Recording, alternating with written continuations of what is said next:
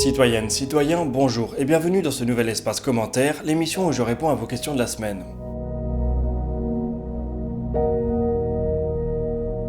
On va commencer cet espace commentaire en rendant visite à Osiris Rex.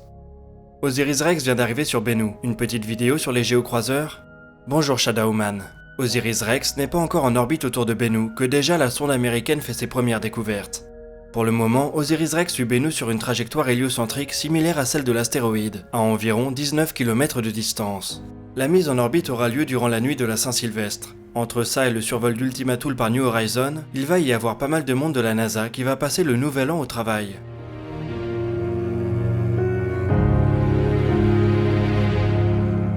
Bref, la sonde américaine a déjà communiqué un premier résultat d'importance. Elle a découvert des minéraux hydratés sur sa cible. On ne parle pas ici d'eau liquide ou même de glace. Deux spectromètres à bord du vaisseau ont mis en évidence des groupes hydroxyles, des molécules comportant des atomes d'oxygène et d'hydrogène liés. Cette découverte est par contre un indice fort que la surface de Bennu a un jour interagi avec de l'eau.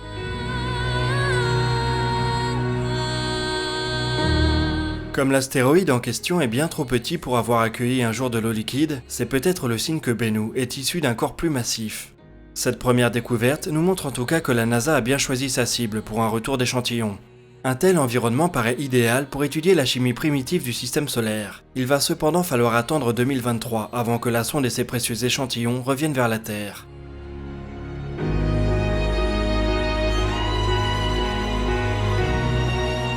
Les premières images rapprochées prises par Osiris Rex nous montrent un monde très caillouteux, et même plus que prévu. Un rocher en particulier se distingue près du pôle sud. Il mesure 50 mètres de haut pour 55 mètres de large.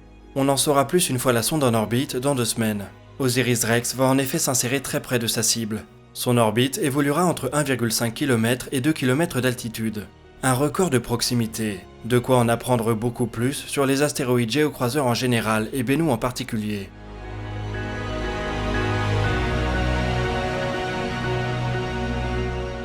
On enchaîne ensuite avec la question de Fred Eustache sur les nuages de Kordylewski.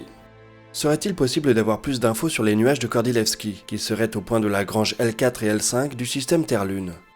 Bonjour Fred. Comme tout système gravitationnel à 2 corps, le système Terre-Lune possède 5 points de Lagrange. Des positions dans l'espace qui accompagnent le mouvement de la Lune autour de la Terre de manière stable. Ils se situent un peu devant la Lune, un peu derrière elle ou sur la même orbite. Ces points sont gravitationnellement stables et des astéroïdes ou autres corps peuvent donc y trouver refuge. Les points de Lagrange L4 et L5 du système Soleil-Jupiter accueillent par exemple toute une population d'astéroïdes. Ces derniers vont d'ailleurs être explorés pour la première fois au cours de la prochaine décennie grâce à la mission Lucy. On est donc en droit de se demander si le système Terre-Lune est lui aussi parvenu à capturer des corps au niveau de ces points de Lagrange.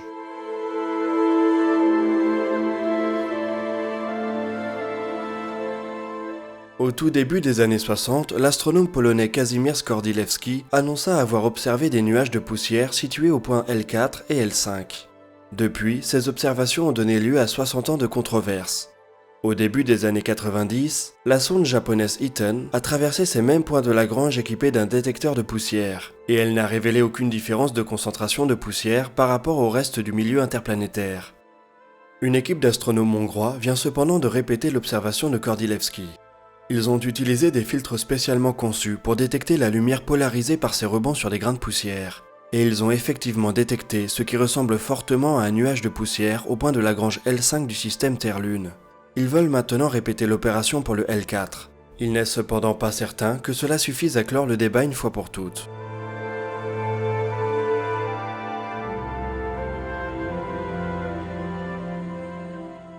On va revenir sur le dossier chasseur d'exoplanètes avec la question de Raphaël Marchand.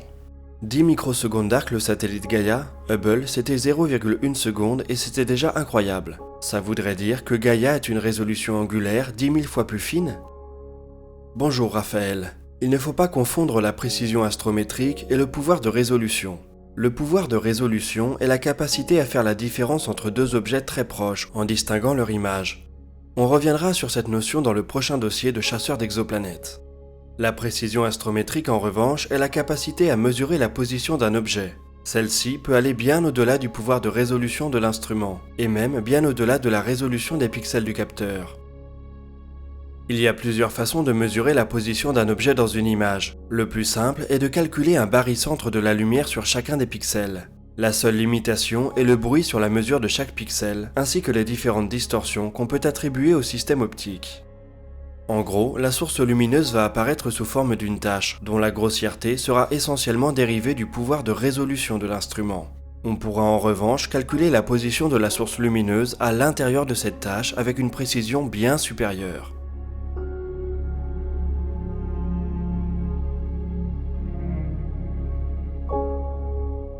On va continuer sur le même dossier avec la question de Michael.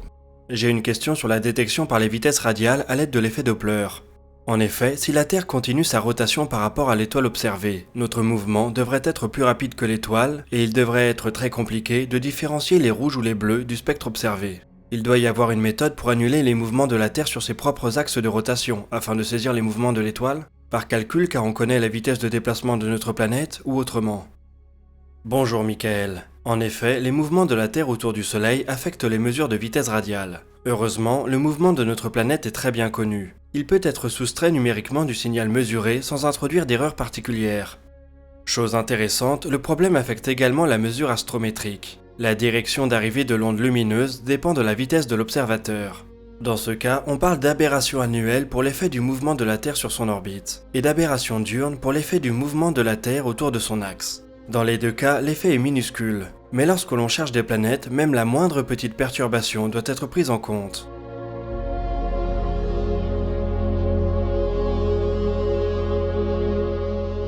On va revenir à l'actualité avec les deux prochaines questions et on commence avec le SLS. A-t-on des nouvelles sur l'évolution du développement de la SLS ? Bonjour Simon, ta question tombe à pic puisqu'on vient justement de recevoir des nouvelles du SLS, mais pas des bonnes malheureusement. Lors d'un test de moteur RS-25 effectué il y a quelques jours, des flammes et des fortes vibrations ont été aperçues, ce qui a entraîné l'arrêt du test en question après quelques secondes seulement.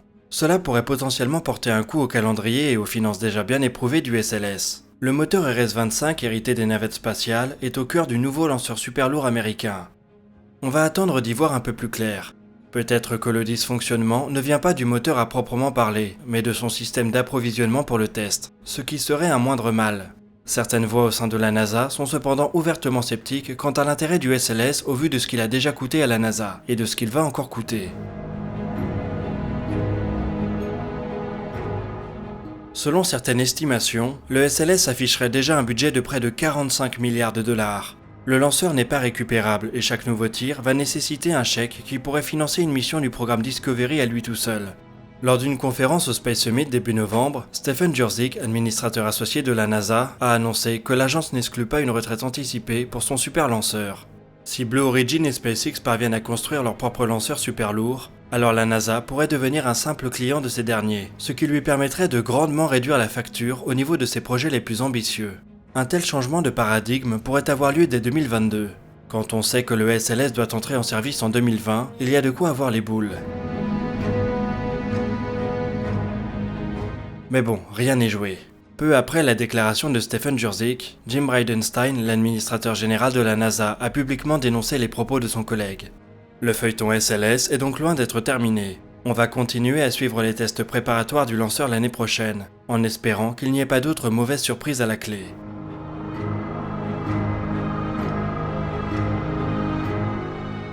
On va terminer cet espace commentaire en revenant sur les différentes affaires de Soyouz. Avez-vous des nouvelles de Soyouz pour les astronautes de l'ISS après l'incident du 11 octobre ?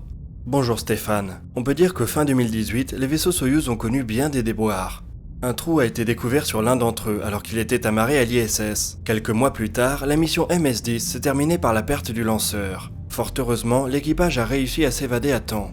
Comme quoi, les systèmes de sécurité des vaisseaux russes fonctionnent dans les moments les plus critiques. Les choses semblent cependant être rapidement revenues à la normale. Début décembre, un équipage a pu à nouveau embarquer dans un Soyouz. Le tir s'est bien passé et les 3 passagers ont pu rejoindre leurs camarades à bord de l'ISS. Concernant le trou découvert en août, les choses sont un peu plus rocambolesques. Les 2 cosmonautes russes, Oleg Kononenko et Sergei Prokopiev, ont réalisé une opération à cœur ouvert sur le vaisseau. Ce n'est pas tous les 4 matins qu'on peut voir un cosmonaute en combinaison donner des coups de couteau à un vaisseau spatial. C'est pourtant l'outil qui a été choisi pour se débarrasser des couches d'isolant et accéder au trou en question. Les 2 cosmonautes ont prélevé des échantillons qui seront ramenés sur Terre pour analyse. Peut-être qu'on aura alors enfin le dernier mot sur ce mystère de l'ISS.